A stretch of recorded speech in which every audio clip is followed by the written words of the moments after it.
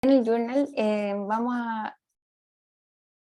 a revisar un artículo que se llama La transferencia pasiva de síntomas de la fibromialgia de los pacientes a las ratas. Este es un artículo publicado el año 2021 en el Journal of Clinical Investigation. Para que se hagan una idea, esta revista tiene un factor de impacto de aproximadamente 14, y nuestras revistas en promedio, la anestesia analgesia tiene 5 y el RAPAM tiene 7. O sea, es una revista de alto impacto. Quería contarles por qué yo había elegido este artículo, ¿ya? Bueno, sospecharán que es porque habla de un tema que es de mi particular interés, que es el dolor. Esta fue una de las razones, pero no la única. En lo personal, cada vez que hay artículos que pueden llevar la clínica a las ciencias básicas, me encanta. Me encanta cómo se puede aplicar todo lo que aprendimos quizás alguna vez los primeros años de medicina, hace hartos años, en la clínica, que es lo que vemos constantemente. Además, una de las coautoras trabaja en el General, desde donde yo estudié. Yo fui a su laboratorio, ella es traumatóloga, aunque ustedes no lo crean, y tiene millones de estudios de todos los dolores lumbares, publica muchísimo y tiene un laboratorio que es de envidiárselo. Ella tiene todo lo que uno quisiera tener, se gana todos los premios siempre, así que es un laboratorio de muy buena calidad. Y yo traté de trabajar con ella, pero para trabajar con ella yo tenía que dar unos exámenes en francés, tenía que estar 3 años más, lo que no me alcanzaba. Pero ella es una seca. Y una de las razones principales, que en el fondo yo creo que estamos en deuda con los pacientes de fibromialgia. Los pacientes de fibromialgia siempre son catalogados los pacientes locos o locas, que inventan sus síntomas, que son psiquiátricas, nadie las quiere ver, siempre hay a un problema asociado. Y yo creo que este artículo viene a reivindicar a estos pacientes. No es un dolor que se imagina, es un dolor que existe, y eso es lo que me gustaría recalcar. Quería aprovechar esta oportunidad para contarles algunas cosas nuevas que han ido pasando en dolor, que creo que las tenemos que manejar. Cuando estudiamos dolor, este se dividía en dolor nociceptivo, ¿cierto? Que podía ser cualquier afección a los músculos, huesos, tendones, articulaciones, y este se llamaba dolor somático. Si afectaba a las vísceras era un dolor visceral. Y también hace no tanto apareció el dolor neuropático, que es cualquier enfermedad o lesión del sistema somatosensorial, o sea, algún daño a las fibras nerviosas periféricas o centrales. Sin embargo, desde el 2016 hay una nueva clasificación, y esto es lo que les quería contar, que se llama dolor nociplástico. ¿Y qué es el dolor nociplástico? Es un dolor que surge de un procesamiento anormal de las señales del dolor, donde no hay ninguna evidencia de daño tisular o alguna patología que involucre alguno de los sistemas que ya les dije, o sea, a los músculos, a los vísceras o al sistema somatosensorial. Son pacientes que aparentemente no tienen ningún daño de tejido y no hay signos de neuropatía. Sin embargo, estos pacientes tienen un dolor y una hipersensibilidad en múltiples áreas. Se asocia a síntomas de trastornos del ánimo, fatiga, hay problemas cognitivos como memoria, déficit atencional, tienen muchos problemas para dormir, y estas características es lo que suscribe al dolor nociplástico. Además, contarles que si bien siempre hemos usado el CIE-10, desde el 2019 apareció el CIE-11, donde viene el dolor crónico a ser una enfermedad por sí misma, ¿ya? O sea, ahora se puede clasificar a un paciente como un paciente que enfermedad tiene un dolor crónico. El dolor crónico se separa en dolor crónico primario y dolor crónico secundario. Cuando es secundario a cualquier patología. Cuando el dolor crónico es primario, es lo mismo que les conté, es un dolor nociplástico y puede ser un dolor generalizado, como la fibromialgia, que es como la reina de este grupo, síndrome regional complejo, tipo 1, tipo 2, cualquier tipo de cefalea o dolor orofacial, un dolor visceral primario muy frecuente en los niños, y cualquier musculoesquelético, dolor musculoesquelético primario, ya que puede ser algún dolor lumbar, eh, dolor dorsal, entre otros. Habiendo dicho esto y habiendo recordado esto, empecemos a revisar este interesante artículo. Sabemos entonces que la fibromialgia es una condición de dolor crónico que se caracteriza por todo lo que ya les conté: dolor generalizado, hay una hipersensibilidad al dolor, además trastornos del ánimo, fatiga y alteraciones del sueño. La prevalencia varía según dónde la revisen. Se cree que puede llegar hasta el 10 al 30%, y llama la atención que estos pacientes además tienen muchas veces condiciones reumatológicas autoinmunes concomitantes a la fibromialgia. Se da en un 80% en las mujeres, sin embargo se cree que los hombres, por vergüenza o por ser categorizados de alguna forma que no quieren, no la reportan tan fácilmente. A pesar de que esto es una patología que existe, es muy frecuente, no sabemos qué la causa aún. Todavía su fisiopatología es desconocida, ¿ya? Lo que contamos como tratamiento son escasas alternativas. Se hace un tratamiento interdisciplinario que se basa básicamente en cambiar los estilos de vida, ejercicio físico y fármacos que no van más allá de los antidepresivos y anticonvulsivos. No se recomienda usar opioides ni menos antiinflamatorios. Sin embargo, no somos exitosos con estos tratamientos y la eficacia de estos tratamientos es muy baja. Es por esto que los autores de este artículo dicen que hay algo más en la fibromialgia. Esto que se asocia principalmente a mujeres, que se asocia cuando hay enfermedades reumatológicas concomitantes, nos hace plantear una hipótesis que la fibromialgia puede tener una base autoinmune, ¿ya? Y el objetivo fue determinar si la administración de inmunoglobulina G de pacientes con fibromialgia a ratas se transfieren los síntomas, ¿ya? Lo que uno dice, wow, ¿cómo? ¿Cómo lo hicieron? Ellos, esto fue un estudio multicéntrico, los pacientes fueron obtenidos de diferentes hospitales y diferentes países, ¿ya? Eso es importante decirlo, tanto los pacientes sanos como los pacientes de fibromialgia. Se obtuvieron su suero se sacó y se purificó y se purificaron las inmunoglobulinas G de pacientes con fibromialgia, que lo pueden ver en el dibujo aquí en rojo, como en pacientes sanos. Se recolectó el suero, se purificaron las inmunoglobulinas y esto se inyectó intraperitonealmente en ratones por 4 días consecutivos, siempre a una dosis de 8 miligramos por día. ¿Por qué 8 miligramos? Porque eso ya estaba reportado en nuestro trabajo, que podía manifestar síntomas de enfermedades autoinmunes. Y una vez inyectado, estas ratas se hicieron varias pruebas que se querían medir. Por ejemplo, se vio cómo estas ratas reaccionaban al dolor, cómo reaccionaban al movimiento, cómo estaba la excitabilidad de las A delta y C, que son las fibras que participan principalmente en el dolor, dónde se unían las inmunoglobulinas de estas ratas y qué pasaba en la piel. Esto tratando de imitar y buscar los síntomas que frecuentemente vemos en pacientes con fibromialgia. Y bueno, lo primero que usaron es este método, sabiendo que los pacientes con fibromialgia se caracterizan por una hipersensibilidad a la presión mecánica.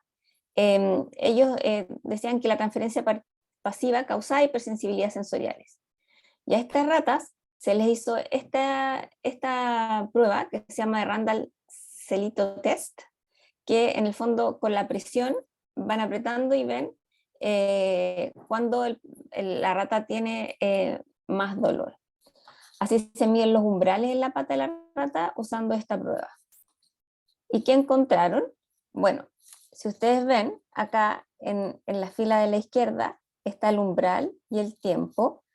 Las líneas con los puntos oscuros son las ratas con fibromialgia, ¿sí? Y se dieron cuenta que a las ratas que se le había transferido las inmunoglobulinas G de pacientes con fibromialgia tenían mucho menos tolerancia al dolor, que es lo que siempre vemos en pacientes en la clínica, ¿cierto? Y esto fue en las 8 ratas que estudiaron de diferentes sueros obtenidos de diferentes pacientes, y todas manifestaron lo mismo. Además, en las columnas de la derecha ustedes pueden ver que también se afecta la tolerancia al frío.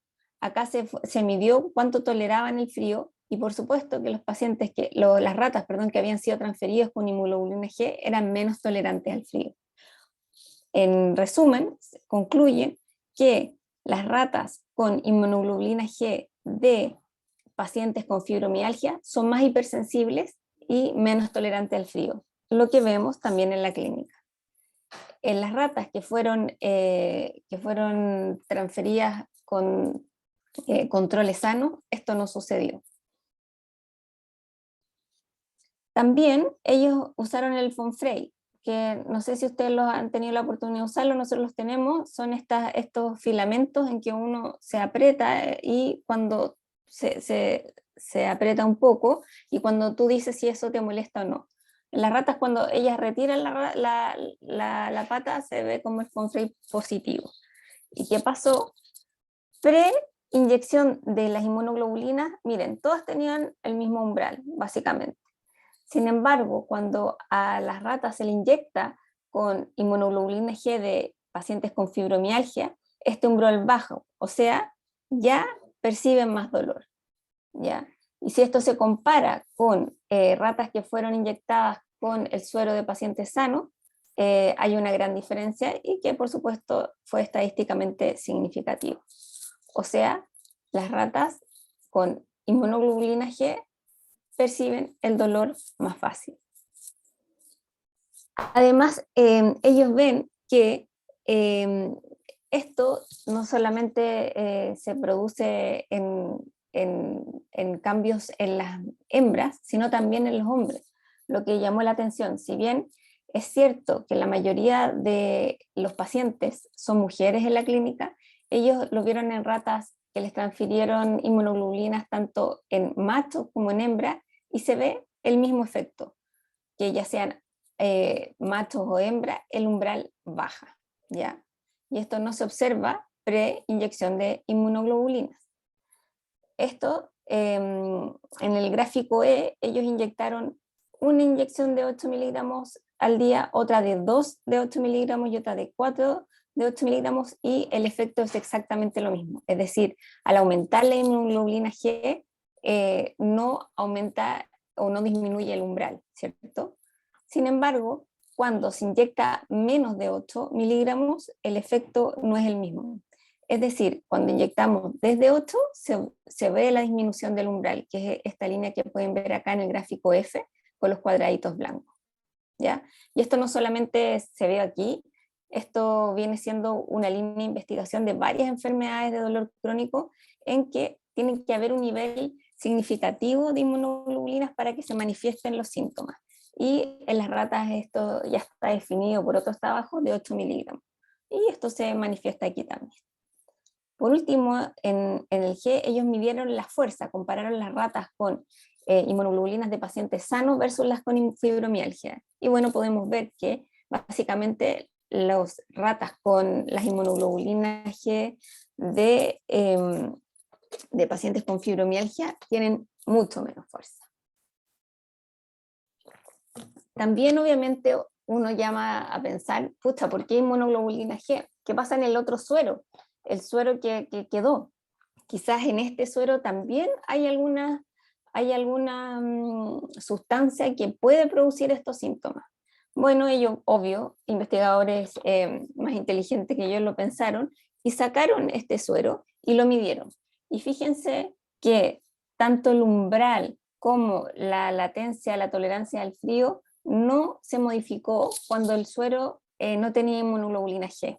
Lo que quiere decir que la inmunoglobulina G en pacientes con fibromialgia es el principal desencadenante de los síntomas y no el resto del suero. Además, lo que yo les contaba es que además de disminuir la fuerza, la transferencia de estas inmunoglobulinas disminuía la actividad locomotora. En las ratas sabemos que la principal hora de actividad es en la noche, así como los hámsters. Aquí compararon, por ejemplo, pacientes con, ratas sanas versus ratas con inmunoglobulina G con fibromialgia, y en el día no había tanta diferencia, y en el día es como la noche de cualquier paciente. Sin embargo, a ver en la hora de la actividad, sobre todo acá entre las 22 y las 2, las ratas que tenían fibromialgia tenían mucho menos actividad motora que las ratas sanas. ¿Se entiende, cierto? Una cosa muy interesante, ya se sabía desde antes que a pacientes con fibromialgia se les tomaban biopsias y no se sabía por qué la piel estaba alterada, ¿ya? Acá ellos estudiaron también la piel de estas ratas y concluyen que las inmunoglobulinas G también sensibiliza a los nociceptores. Sabemos que los que transmiten el dolor son las fibras A, delta y C, ¿ya? Y esto, al ver y estudiar específicamente estas fibras, vieron que estas fibras están mucho más afectadas en las ratas que se les había transferido inmunoglobulina G de pacientes con fibromialgia, lo que no pasaba en ratas sanas, ¿ya? Y el número de fibras alteradas era mucho mayor, como pueden ver el D, en pacientes, o sea, en ratas con transferencia de inmunoglobulina G. Esto es muy, muy, muy bonito, yo me encanta, no sé si alguna vez tuve la oportunidad de hacer Western Blot cuando estudiamos medicina, y pueden ver acá que estudiaron dónde se encontraban estas inmunoglobulinas, y tenían tejido donado de células humanas del cerebro, de la espina dorsal y del ganglio de la raíz dorsal. Y algo muy, muy interesante es que estas inmunoglobulinas se acumulan principalmente en la raíz del ganglio dorsal, ¿ya? Y se unían a células gliales pero satélites, no a células gliales centrales ni tampoco a la médula espinal. Lo que a los que hacemos dolor, la verdad es que cambia un hito, porque el foco empieza a ser el ganglio de la raíz dorsal, ¿ya? No sé si se acuerda dónde está el ganglio de la raíz dorsal, pero vienen las fibras A delta C, pasan por el ganglio de la raíz dorsal y después hacen sinapsis en la médula espinal. Y este ha sido un foco de estudio enorme en el dolor. Y este trabajo, yo creo que una de las cosas importantes que concluye es que estas inmunoglobulinas se unen básicamente aquí, y este sería como el daño primario por ser, y después todo lo que ocurre más tarde en los pacientes con fibromialgia sería una hipersensibilización secundaria.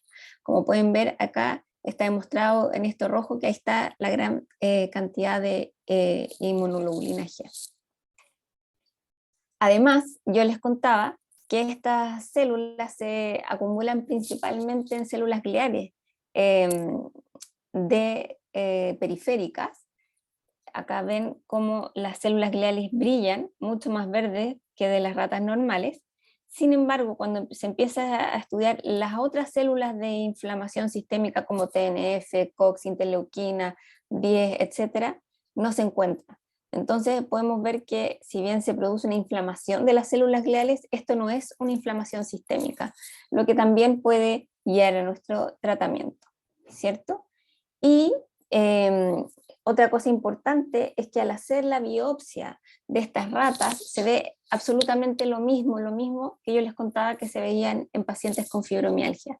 Cuando en pacientes fibromialgia se hacen biopsias, uno ve que hay una disminución de las fibras nerviosas intraepidérmicas, y bueno, acá pueden ver que las ratas con inmunoglobulina G de pacientes con fibromialgia, ven que el verde está atenuado. Bueno, entonces esto habla de que las fibras intraepidérmicas disminuyen su densidad, y esto obviamente también fue estadísticamente significativo.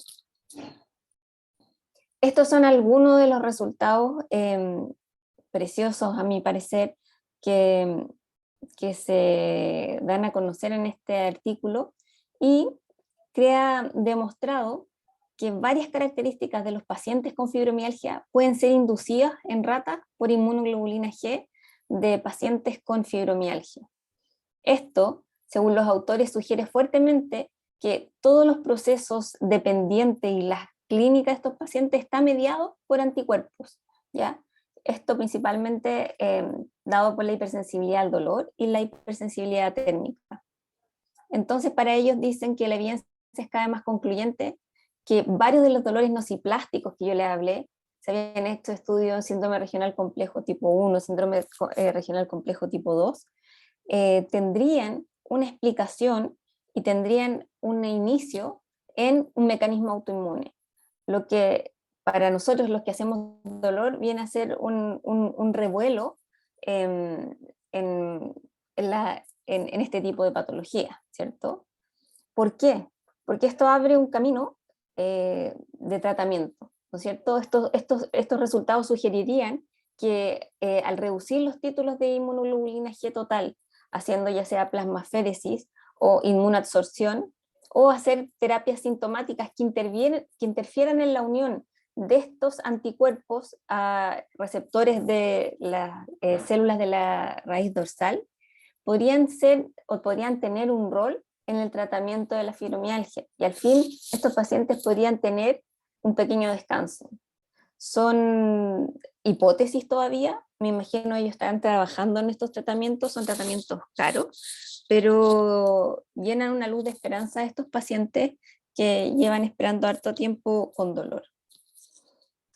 ¿Qué es lo que me gustaría comentarles del artículo para terminar? Sin duda me quedo corta para poder criticar si la metodología usada en este artículo fue correcta o no, si las ratas usadas fueron las que tenían que usarse, si las pruebas son las más top, si fueron correctamente medidas, si hubo ciego, porque está escrito y en este artículo, no sé si alguien lo revisó, pero la metodología está al final. Es tan extensa que está al final, está todo escrito. A mi parecer está perfecto, pero no tengo las herramientas para decirlo. Pero sí lo que puedo decir, que este artículo viene a reivindicar a nuestras pacientes con fibromialgia, y no tan solo a nuestras pacientes, sino también a nosotros como entes que otorgamos el tratamiento, porque muchas veces se hace un prejuicio de estas pacientes, como que estuviesen inventando el dolor, ¿cierto? Y cada vez más, con las imágenes, resonancias funcionales que nos demuestran que hay alteraciones a nivel del sistema nervioso central, resonancias o PET scan que han demostrado en artículos anteriores que hay una alteración tanto del GABA como del glutamato en estos pacientes. Además, se ha demostrado que tiene una alteración en las fibras descendentes del dolor. Este artículo viene aún a demostrar más que habría una afección y que esta afección podría ser del sistema autoinmune, ¿cierto? Y esto nos genera una esperanza para poder algún día poder ayudar de mejor forma a los pacientes que padecen fibromialgia y a otros pacientes que tienen dolor crónico o dolor nociplástico. Eso. Muchas gracias.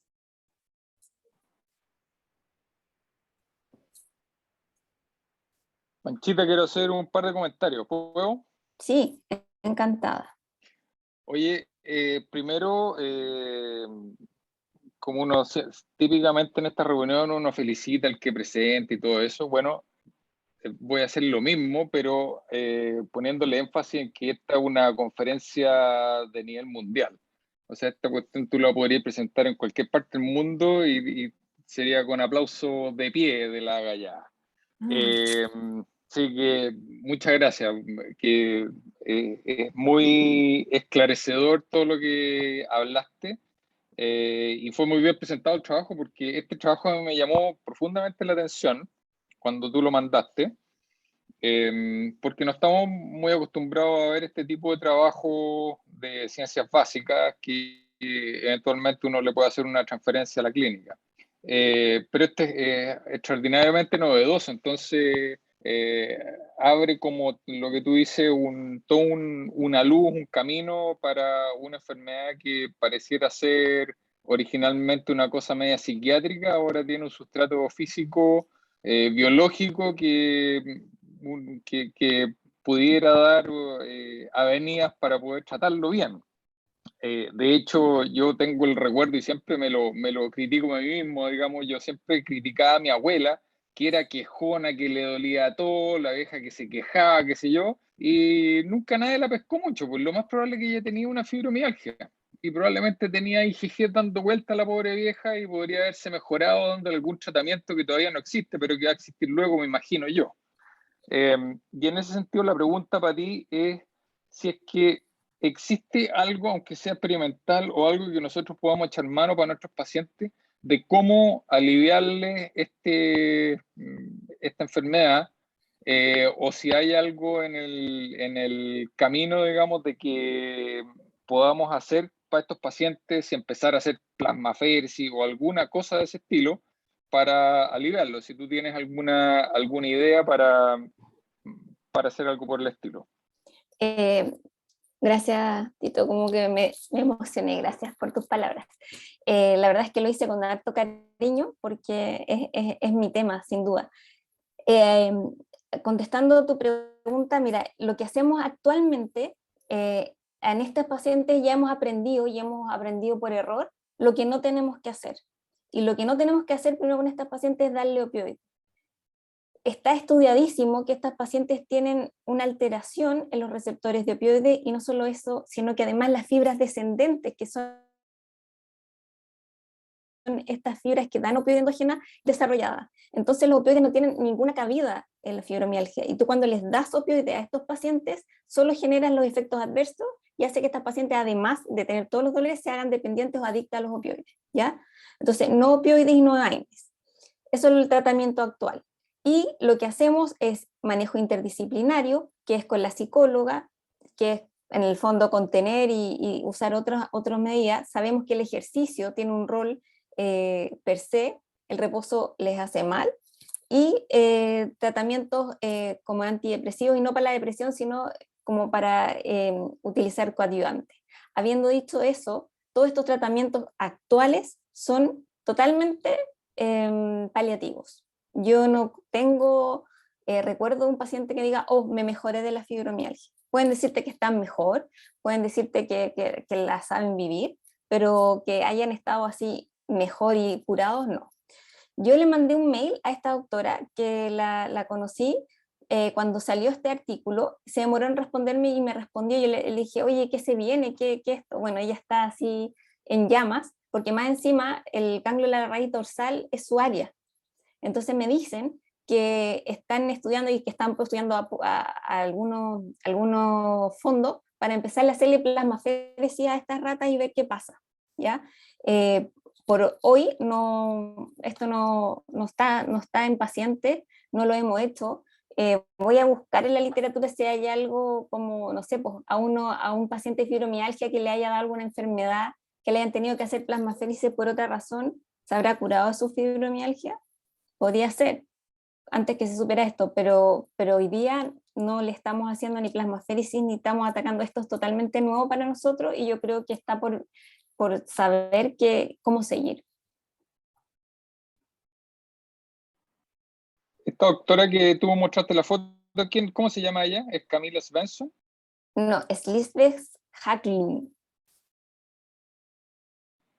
Ah, perfecto. Está aquí una de las últimas. Lisbeth Haglund. Sí. Perfecto. Ella me dice que en este artículo ella no solo prestó las muestras. Ella prestó porque necesitaban muestras de humano, de cerebro y de raíz dorsales, entonces ella más que meterse con toda la parte, porque los principales fueron del Karolinska y de otra parte, que son los autores principales, pero ella más que nada presentó las muestras. Pero nunca se esperaron el resultado, me dice ella, y sobre todo que en su muestra del ganglio de la raíz dorsal iba a salir como todo, entonces ahí ella se puso a estudiar esto como Claro, así de lleno. espectacular. Sí, ahora nosotros vemos esto bien frecuente, que en los estudios en animales muestran hay unos resultados espectaculares, pero cuando uno lo transfiere a los seres humanos, de repente pierde intensidad esta cuestión. Sí. Pero algo hay, entonces yo creo que ahí la culebra la van a agarrar bien y por ahí va a seguir digamos, la investigación. La cosa es que siempre es Pero, al revés, te has dado cuenta como que de las ratas se lo transfieren a los humanos y no resulta. exacto. Pero lo que me llamó la atención es que aquí de los humanos se lo transfirieron a las ratas, entonces era como al revés de lo que leemos siempre. Claro. Sí, sería muy interesante, ¿eh? Y pasaría a ser esto como un tratamiento de los anestesiólogos / de tratantes del dolor, exclusivamente, digamos, o sea, tener que meterle un catéter central a un paciente con fibromialgia para hacerle plasmaféresis, pasa a ser nosotros los tratantes directos en todo lo que se refiere a esta cuestión. Sería una revolución mundial. Yo también creo. Detlef tiene levantada la mano y después Augusto. Sí, hola. Oye, súper buena la presentación, me encantó el paper porque si bien es como bien, entre comillas, tiene hartos elementos de ciencia básica, como tú misma mencionaste, tiene una aplicabilidad clínica potencial, digamos, si es que esto se logra transferir a humanos y si se logran encontrar targets, que es tremendo. Así que de verdad súper bueno el paper. En ese sentido quería preguntar, no sé si lo mencionaste al principio porque me perdí los primeros 5 minutos, pero hay trabajos previos que traten como de buscar efectivamente cuáles serían como los mediadores, la inmunoglobulina particular, o en este paper se logró identificar cuál es la inmunoglobulina particular, digamos, si es que hay evidencia de que se unen a los ganglios de la raíz dorsal. Se hizo algún estudio como de anticuerpos para poder categorizarlo un poco más y pensando en más a futuro, que en vez de quizás hacer plasmaféresis, hacer como terapia dirigida a anticuerpos, como anticuerpos monoclonales, etcétera. Sí, es súper buena tu pregunta. Esto de las inmunoglobulinas ya estaba hecho en un trabajo anterior del síndrome regional complejo, por eso ellos eligieron la G. Y en otro de ellos, acá en unas fotos, ellos muestran que esta inmunoglobulina G se une a un lugar específico, ¿ya? En una de las fotos.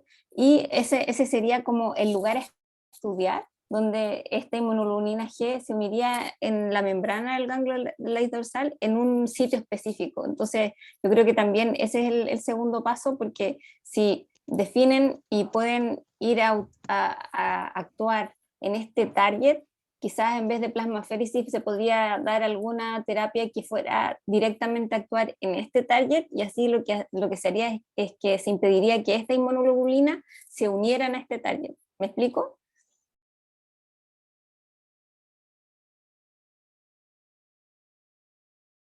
Detlef.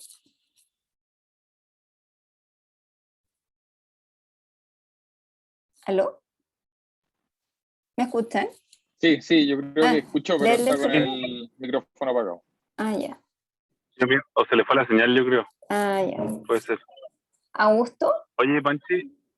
Perdón. Perdón, que estaba Augusto después de tu Panchito. Hola, oye, Hola, muy buena Augusto. presentación primero que nada. Es muy bueno contextualizar además todo esto, porque como tú decías, son avances nuevos, todo esto del dolor no ciclástico, lo estamos viendo en el inflamado, porque son cosas que están recién apareciendo, así que es bueno también contextualizar un poco en qué parte de la película estamos ahora con la fibromialgia y otros casos parecidos que pudieran tener una presentación clínica similar o eventualmente tratamientos similares. Así que súper, muchas gracias por la presentación. Oye, no, comentar del ejercicio también, que uno de repente lo mira y era huevo. Al final, parte de los resultados del ejercicio podrían ser porque hubiera algún grado de inmunomodulación junto con una neuromodulación en algún contexto, entonces por ahí pareciera que vienen los beneficios también del deporte o del ejercicio en sí mismo. A dosis específicas, puede ser dosis o sea, sugeridas según cada paciente, individualizadas, pero por ahí podría venir la película. Entonces, algo que uno mira como una intervención a huevo, así como medio para que se distraigan los pacientes y dejen de pensar en eso, también puede tener un rol más o menos por este camino también. Así que puede ser una súper buena alternativa. De todas maneras, Y viene a explicar, no sé si tú estás de acuerdo, Augusto, pero viene a explicar por qué miércoles los pacientes con fibromialgia le hace tan bien el ejercicio. O sea, una de las cosas que uno ve, que el paciente que le va mejor es el paciente que hace ejercicio. Panchito, tú estabas... Sí, Panchi, yo me sumo a las felicitaciones. En realidad súper buena, como siempre, tu presentación y se nota que hay una motivación genuina de saber más del tema y de compartir tus conocimientos. Respecto a lo más del principio de las categorías del dolor, entiendo entonces que ya no sería ni siquiera como un dolor neuropático, no tendría mucho cabida en esto, sino que sería este dolor nociplástico. Y en ese sentido, y desde el punto de vista del tratamiento que se hace ahora, que si bien sabemos que es bien paliativo, sintomático, como dijiste, y muchas veces ocupamos estos antidepresivos que tienen que ver con la inhibición de la recaptura de la serotonina y la adrenalina, y algunos otros como la pregabalina. ¿Tú crees que, por ejemplo, la pregabalina no tendría ningún rol si es que se llega a esclarecer esto y se hacen, por ejemplo, anticuerpos monoclonales? Porque entiendo que siempre igual hay alguna asociación de trastorno del ánimo, y ahí, claro, los antidepresivos tendrían un rol más como coadyuvante, pero otros que tienen hartos efectos secundarios marcados, como la pregabalina, ¿tú crees que no tendrían ningún rol? Como aclarar una cosa, hay dolor nociceptivo, que es el dolor que vemos cuando se fractura, ¿no es cierto? Dolor visceral, que también queda claro, y el dolor neuropático, el que hablamos siempre cuando hay algo en el sistema nervioso periférico o central. Ahora no es que se sacó el neuropático, sino que se vino a agregar esta nueva clasificación que es fisiopatológica, que está el dolor nociplástico, que es cuando no se cumplen ni una de las características anteriores, ¿cierto? O sea, tenéis súper bien el sistema sensitivo y periférico y central, y no tienes ningún hueso, ni un músculo, ninguna alteración de ese tipo, ¿ya? Habiendo hecho esto, yo no tengo recuerdos en que el dolor en los pacientes sea 100% puro. De hecho, está descrito que el dolor es generalmente mixto, o sea, va a ser un dolor nociplástico, pero también se va a asociar a un dolor neuropático. El clásico es el síndrome de dolor lumbar. Tú empezaste porque tuviste una hernia, ¿ya? Sería un dolor nociceptivo, ¿cierto? Una lesión de la hernia. Y eso te generó una irritación de los nervios. Tienes un dolor neuropático. Y esta irritación del dolor neuropático, o sea, ya tendrías dos, ¿no es cierto? Sin embargo, si esto se prolonga y después este paciente ya está sano y todo, y este paciente empieza a desarrollar un dolor crónico, donde después se sana de la hernia, donde ya no hay nada, empieza a ser también nociplástico, ¿cierto? Entonces, esa es la mayoría de los pacientes que vemos, son pacientes que tienen un dolor mixto. La pregabalina, que es tu pregunta, antiguamente se creía que la pregabalina era solamente para el dolor neuropático, es decir, nosotros hacíamos una prueba del IDO y decíamos, respondió, entonces le vamos a dejar pregabalina. Sin embargo, hoy me atrevo a decir que la pregabalina empieza a ser un coadyuvante primordial, no solamente en dolor neuropático, es un coadyuvante que traspasa todos los tipos de dolores, y no solamente por el efecto a nivel de... Podríamos conversar en otra clase qué es lo que hace la pregabalina, pero además es muy buen ansiolítico y ayuda mucho al dormir. Piensa que los pacientes con dolor nociplástico, que serían los pacientes con fibromialgia, tienen alteraciones del sueño. Todos los pacientes con dolor crónico duermen como el ajo, y si duermen mal, tienen más dolor. La pregabalina nos ayudaría en este aspecto, a la vez de disminuir la ansiedad, también aumenta la parte del sueño. Entonces la pregabalina yo no la dejaría ir tan rápido, al revés, la seguiría manteniendo. Quizás en un futuro, si estos pacientes con algo a nivel de la inmunomodulación y todo, como tú dices, no van a necesitar ningún fármaco más, pero por ahora yo la mantendría. Perfecto. Muy, muy claro. Gracias.